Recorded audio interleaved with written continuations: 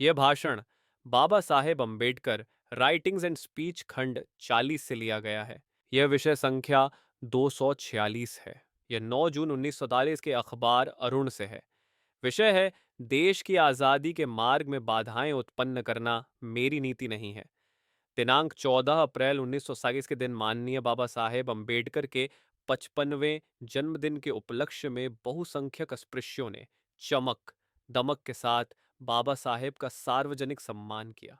इस अवसर पर दलित वर्ग को भुगतित वर्ग को संबोधित करते हुए बाबा साहेब अम्बेडकर ने कहा, अखिल भारत की दलित जनता को अपनी विकृत स्थिति के बारे में एहसास होने के कारण अब वह अपने जीवन को परिपूर्णता की दिशा में ले जाने के लिए संगठित होकर चल पड़ी है। अब उसका भविष्य उज्जवल बनेगा, यह सोचकर मैं आनंद विभोर हो जाता हूँ।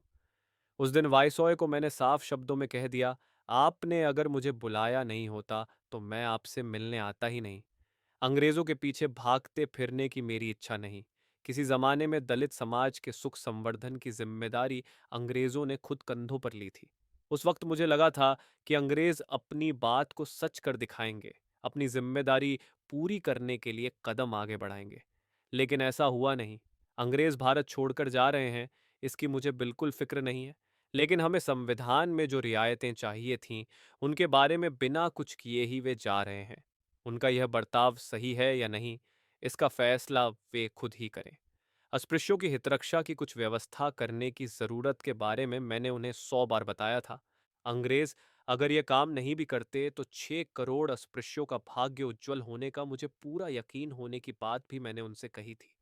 मजदूर सरकार हमारे न्याय अधिकार अगर हमें नहीं भी दे, 6 करोड़ की जनसंख्या वाला अस्पृश्य वर्ग किसी प्रकार के सहयोग या ताकत की परवाह किए बगैर भी मनचाहा प्राप्त कर ही लेगा। इस बारे में मेरे मन में कोई आशंका नहीं। जागरूकता और संगठन के अभाव में हम अब तक दूसरों का वर्चस्व सहते आए, लेकिन अब वह समय लत गया। अब हम में नवशक्ति का संचार हुआ है। भारत का हर व्यक्ति यह जानता है। इसीलिए कांग्रेस और लीग अपनी अपनी तरफ से हमारा समर्थन प्राप्त करने की कोशिश में लगे हुए हैं।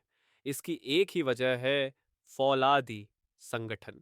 1922 के जून महीने में भारत छोड़ने की अंग्रेजों की घोषणा के कारण हमारी स्थिति और मुश्किल हो गई है। इसका ख्याल आते ही इस बात की कल्पना भी नहीं की जाती कि हमारा आगे क्या होगा।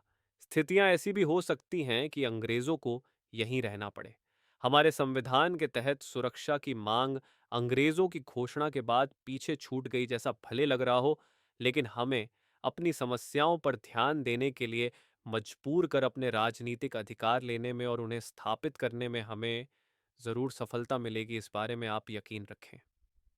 मुझे यह बताने में बहुत खुशी हो रही है कि मौलिक अधिकार नियामक कमेटी में हमें काफ़ी सफलता मिली है।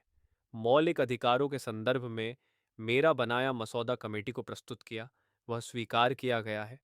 केवल राज्य के कामकाज और नौकरी में श्रेणियां बनाने के सवाल पर थोड़ा विवाद हुआ। श्रेणियों का भेद टालने के कुछ उपाय मैंने सुझाए, उसमें भी मुझे सफलता मिलने के आसार लगते हैं। ऐसा हुआ तो कानून मंडल और कार्यकारी मंडल में हमें खूब सुरक्षा मिलेगी। खेद के साथ मुझे कहना पड़ रहा है कि आम दलित जनता जिससे सहमत नहीं, ऐसा मसौदा अल्पसंख्यक उप कमेटी के 2 अस्पृश्य सदस्यों ने प्रस्तुत किया है। उनमें से एक ने मांग की है संयुक्त मतदाता संघ की, शेम शेम की आवाजें। दूसरे ने इससे आगे बढ़कर संयुक्त मतदाता संघ में विभाजक मतदाता पद्धति की मांग की, फिर शेम शेम की आवाजें। इस बारे में मुझे उम्मीद है कि उप कमेटी के अन्य अल्पसंख्यक जमातों का मुझे सहयोग मिलेगा।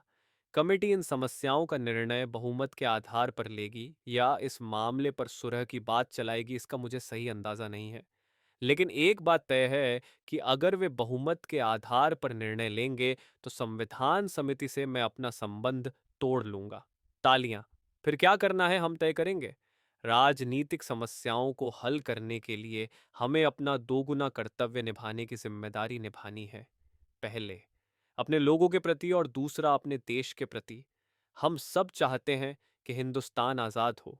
मुझे इस बात का एहसास है कि मंत्री योजना में हमारी उपेक्षा की गई है, लेकिन इस कारण हमें देश की आज़ादी की राह में रोड़े नहीं अटकाने हैं।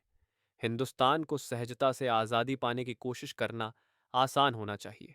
इसी भावना और एहसास के साथ मैंने आज तक कई भाषण किए हैं। लेकिन इसके साथ ही मैं यह भी निश्चयपूर्वक कह सकता हूं कि मुझे पूरा यकीन है कि राजनीतिक अधिकार सुरक्षित करते हुए अगर 6 करोड़ अस्पृश्यों को संरक्षण नहीं दिया गया और अस्पृश्यों की इच्छानुसार रियायतें देने के लिए कांग्रेस ने अपनी रजामंदी नहीं दर्शाई, तो संविधान समिति से निकलने के मेरे द्वारा उठाए गए कदम के लिए कोई मुझे दोषी नहीं ठहराएगा। 200 सुचांबले सदस्यों की संविधान समिति में मैं केवल अकेला हूं। व्यक्ति चाहे जितना बड़ा क्यों न हो, उसमें असामान्य बुद्धि और विवाद की अतुलनीय सामर्थ्य ही क्यों न हो, वह अगर अकेला हो जाए तो कुछ कर नहीं सकेगा। यह बात आप सब लोग भी ध्यान में रखिए। 211 सदस्य अगर मिलकर तय करते हैं कि किसी बात की यथार्थता को बौद्धिक या वैचारिक कसौटी पर परखे बगैर ही केवल विरोध को मार गिराने के लिए ही विरोध करना है, तब अकेला व्यक्ति क्या कर सकता है? आखिर में बस मैं यही उम्मीद करता हूं कि सबकी सद्बुद्धि जागृत होकर उन्हें इन बातों का एहसास होगा और खुद को जो प्राप्त करना है वह प्राप्त किया जा सकेगा। इसके लिए हमें केवल संगठन की जरूरत है। अपनी लगातार कोशिश से हमें जो राजनीतिक अधिकार प्राप्त होंगे वे केवल एक निश्चित समयावधि के लिए ही होंगे।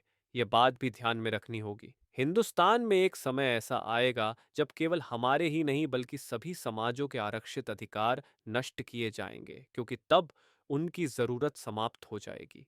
जब यह होगा तब हमें अपने संगठन वो हमें ससंगठन शक्ति और एकता के बल पर निर्भर करना होगा। इसीलिए अभेद संगठन निर्माण करने का निश्चय पक्का करें।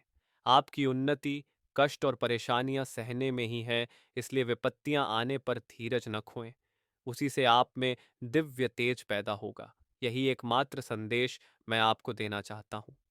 कुछ गांवों में दलितों पर होने वाले अत्याचारों और अन्यायों के कारण आप अपनी हिम्मत न हारें। पूरी तरह संगठित होने के निश्चय से प्रेरित होकर नई उमंग के साथ खुशी खुशी और पूरे उत्साह के साथ निरंतर कार्य करने की राह पर आगे बढ़ेंगे तो इस देश के किसी भी तरह के दुख दर्द से आपको डर नहीं लगेगा।